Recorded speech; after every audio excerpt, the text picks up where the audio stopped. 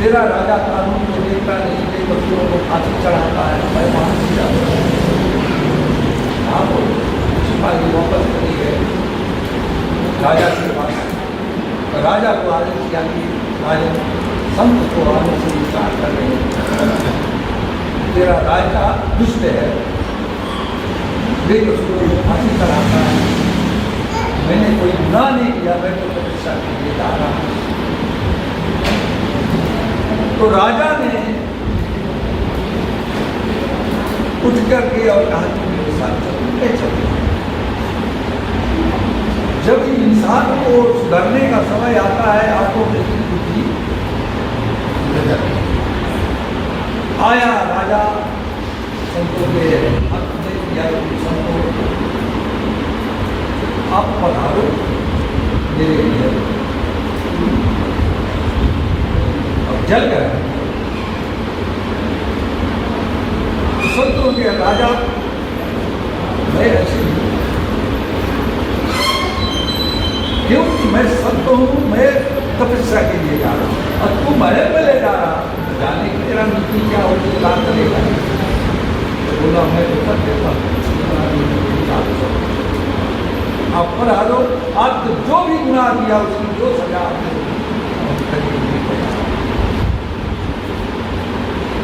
अब संत तो राजा के साथ चले गए, लेकिन मन में डर था कि जाने ले जा रहा महल में क्या करेगा राजा। आसन किया, बैठे, जल का रंग कराया, भोजन बनवाया, संतो चलो भोजन पालो। संतों ने क्या दुष्ट राजा है, इतना पाप किया है अगर भोजन कराना तो तू मेरे 3 वचन का पालन कर, मेरे आप भोजन भले फांसी नहीं चढ़ा। तो राजा ने वचन को पालन किया। तो संतों ने कहा कि पहला वचन अपनी प्रजा का पालन कर, प्रजा का पालन करना तेरा धर्म है, प्रजा का पालन कर। दूसरी वचन अपने राज्य में पूरा तू घूमा कर, क्योंकि पहले राजा घोड़ों से घूमा कर, अपनी प्रजा करने के लिए काम क्या। और तीसरी वचन अतिथि आए हुए अतिथि की सेवा कर। तो राजा ने सिखाया कैसा। अब क्या हुआ, संपन्न किया और चले आशीर्वाद। अब राजा को पकड़ लिया, सुबह 4 बजे उठना, राज्य में घूमना, कहीं अतिथि आने का सेवा सत्कार करना, ये सारी क्रियाएं उसकी चालू हो गई। एक दिन क्या हुआ कि घूमते घूमते थोड़ा आगे जंगल तक चला गया, और जंगल तक चला गया तो 4 बजे भोर में एक स्त्री रोने की आवाज आई।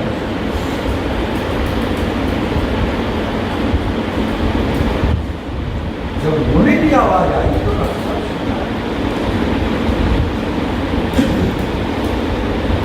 कौन स्त्री मेरे राज में हो रही है, कहीं थोड़ा मैं आगे बढ़ा दिया, अगर पीछे सत्संग थोड़ा कहीं थोड़ा आगे बढ़ेगी तो उसके यहाँ एक चमेली मालिन रही राजा के, जो कि रोज सेज सजाते, सेज सजाने का काम मालिन का कायम सेज सजाती थी। तो राजा जब उसका समय होता, क्योंकि राजाओं में ऐसा होता था, आप समझ जाइए तो डेली जब उसका समय हो, जब आया करे तो समझे जो मालिक थी, एक दिन उसको मन में ऐसा उत्पन्न हुआ कि इस राजा की सेज मैं कायम सजाती हूँ फूलों से और सेंटों से, लेकिन इसका आनंद क्या है ये मैं नहीं जानती। तो राजा का अभी समय थोड़ा बाकी है, तो क्यों न मैं थोड़ी देर के लिए इसमें लेट कर देखूं इसका इस सेज का आनंद क्या है। उस सेज में वो मालिन जब सो गई, निद्रा आ गई, उसको पता नहीं चला, राजा का समय हुआ और राजा आया, इतना क्रोधित हुआ एक नौकरानी होके और मेरे सेठ में आके सो गई, मेरा श्रृंगार करती है मेरे सेठ का और मेरे सेठ में सो गई। क्रोध में उस मालिन का केस पकड़ के नीचे खींच दिया और आदेश दे दिया, इस मालिन को इतना मारो कि जैसे इसने हमारे सेठ में सो गई। 1000 करोड़ की मार कर सिपाही ने उसको कूदना चालू किया, जितना मारे उतना ही वो मालिन हंसाता है, जितना मारे उतना ही वो हंसे। अब राजा को समझ में लिया कि इसको इतनी मार पड़ रही है, ये मालिन हंसती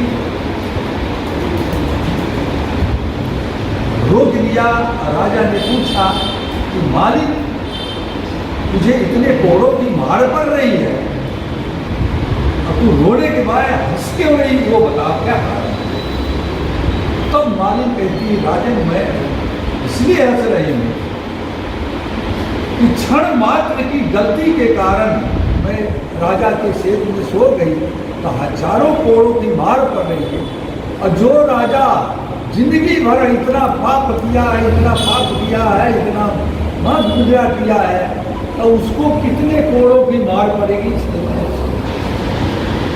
मुझे क्षण मात्र की गलती के कारण हजारों कोड़ पड़ रहे हैं, और जो राजा इतना पाप किया उसको कितने कोड़ों की मार होगी, इसलिए तो राजा कान कपाट खुल गए, और उस दिन से राजा अपने सत्कर्म में होता है। संत समझा के गए। अब एक दिन 4 बजे भोर में एक स्त्री के रोने की आवाज आई, घूमता घूमता। तो राजा ने सोचा कि मेरे राज्य में कौन अवला नारी रात में वो भी 4 बजे भोर में रो रही है। तो राजा घोड़े से आगे तक चला गया। जब आगे गया तो स्त्री से पूछा कि भाई बात क्यों रोती है, इतने बड़े 4 बजे भोर में रात में किसने कष्ट दिया तू मुझे वो बता।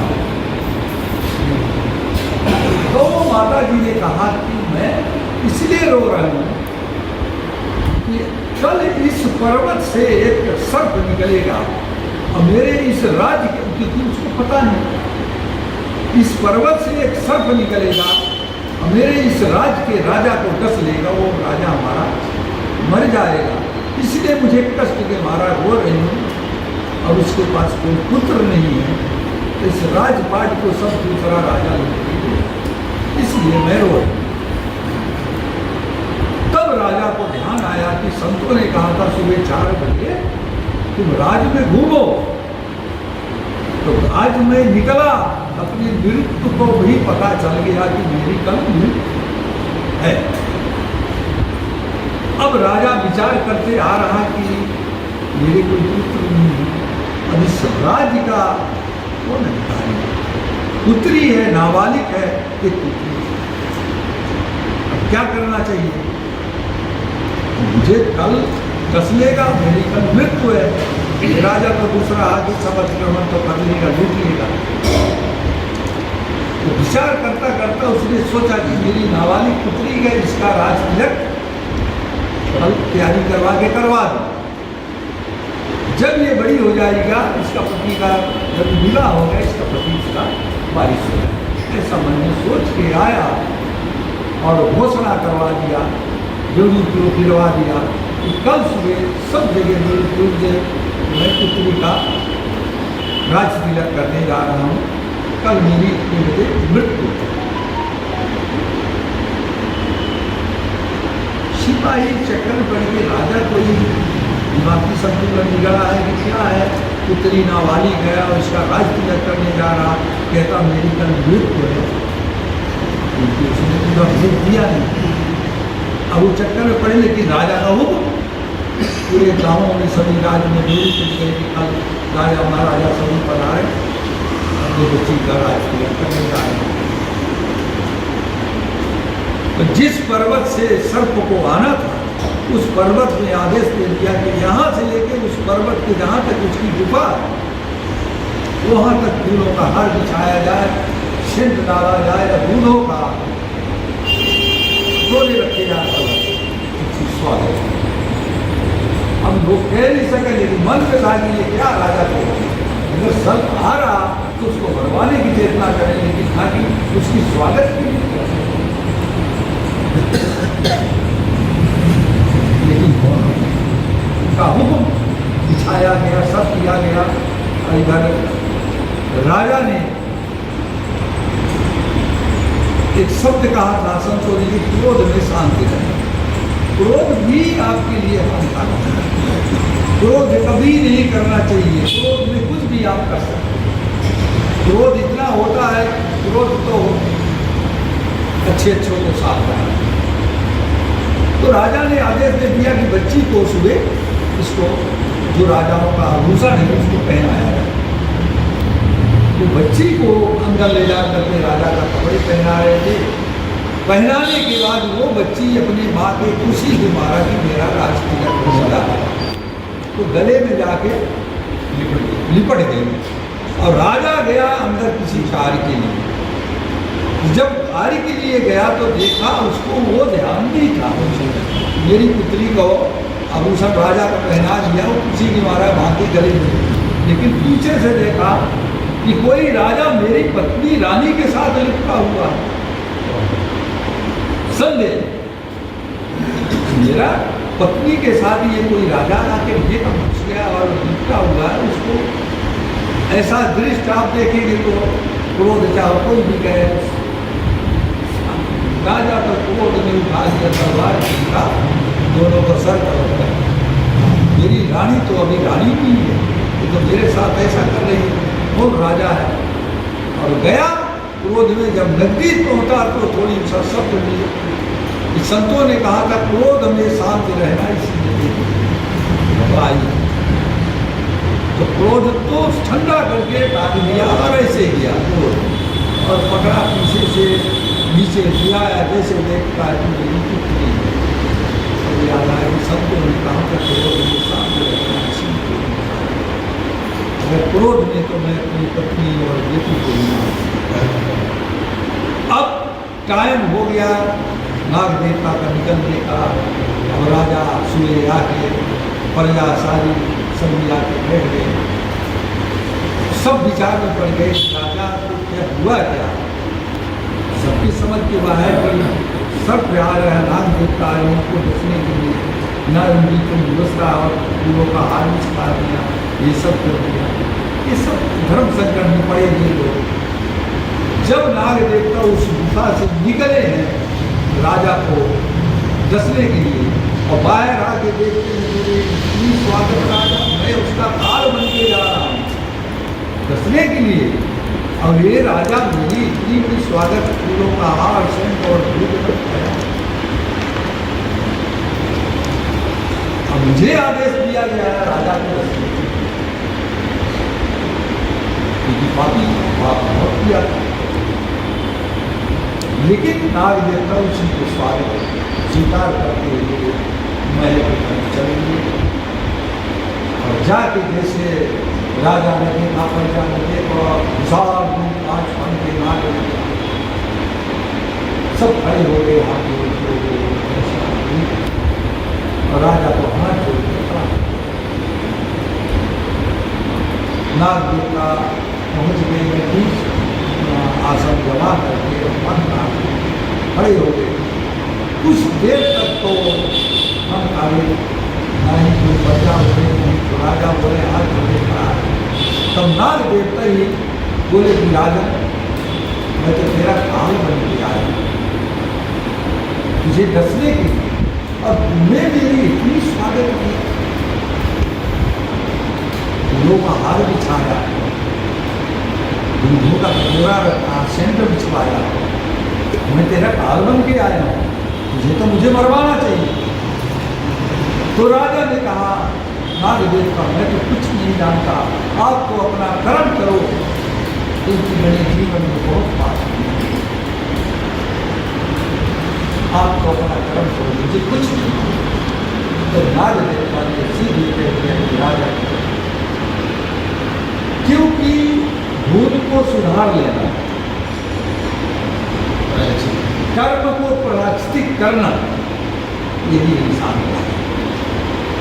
ने कोई शब्द कह दिया, आपने को दुख लगा, तो अपने पानी में भी कोई बीमारी लगती होगी, क्षमा करना। नाग देवता ने कहा, राजा तुम जैसे राजा को बचना मेरे लिए पाप है, तेरी मृत्यु मैं मरता, तेरी मृत्यु मैं मरता हूँ तुझे। उसका स्वागत करके प्यार किया।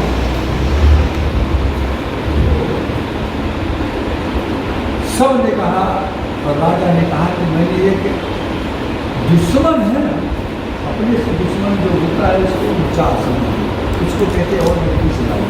एक दिन वो आपकी